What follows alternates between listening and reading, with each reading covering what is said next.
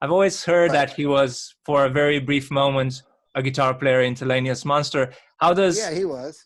how would the Chili Peppers ask a young John Frusciante to join their band? How does that happen? Well, it happened was I had heard about him from Flea. Flea said, there's this kid that me and DH Peligro was the drummer for the Chili Peppers for a while, the drummer from Dead Kennedys, and that DH and Flea jammed with John, like for a couple hours one time out in the valley. And he told me, this kid's amazing. He knows all of our songs. He knows everybody's songs. He's just amazing, but he's 16 years old, right? And so this is like 6 months later, our guitar player, Chris Hansen, said he was going to go back to college and he wasn't going to go on the next tour. And so I said, okay. And so I called Flea and I said, dude, you need to give me that kid's phone number. Because he had said he knows all Chili Pepper songs, he knows all Thelonious songs, he knows all Fishbone songs, he knows everybody's songs. He's an amazing savant musician, right? And so I said, give me that kid's phone number. And this is back in the time of landlines, right? There was no cell phones. And he goes, no, I don't want to give you the phone number. And I was like, why? And he goes, because I keep thinking about him. He's like, amazing. And I said, well, just give me the phone number. Like, we're just going to do a tour. We just need somebody for a tour. And so he gave me the phone number and we called John. And by this time, John had turned 17. And he came over to rehearsal. I wasn't there. Me and Anthony were like golfing or something.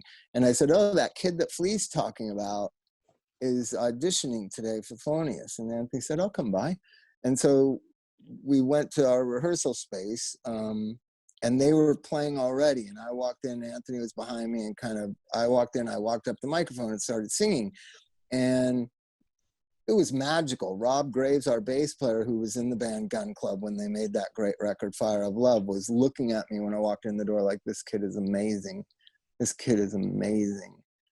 And they had been jamming with him for like an hour. So then that's the first time I met John. I said, so what songs do you know? Let's do a song. And he goes, I know all of them. And I was like, okay.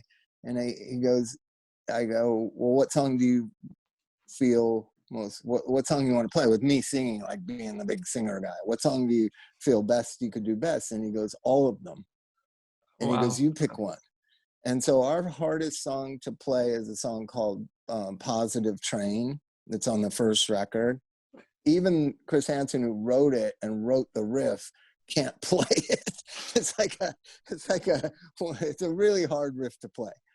And so then Pete counts off the song, the drummer counts off the song, and John goes, stop, wait 1 second. And he goes, what part do you want me to play? And I was like, because there's 3 guitar parts. And I said, well, you're going to be replacing Chris, play Chris's part. And he goes, okay. He knew which guitar part. Oh, wow. Yeah. And so then counted off the song. He played the riff perfectly. He played the song perfectly. He added to it. It sounded like it does on the record the first time he played it with us. And I just went, oh my God. And after the song was over, I was like, well, if you want, I guess you're in the band if you want to be in the band. And he got so excited, and his girlfriend was outside, and he ran outside. And by this time, Anthony had left and gone over to Flea's house and said, why didn't you tell me about that kid? We got to get that kid. So, you know, but we're all friends. And Anthony said, so he'll do the tour with you guys. And so John was in both Thelonious Monster and the Chili Peppers for about 3 months. All right.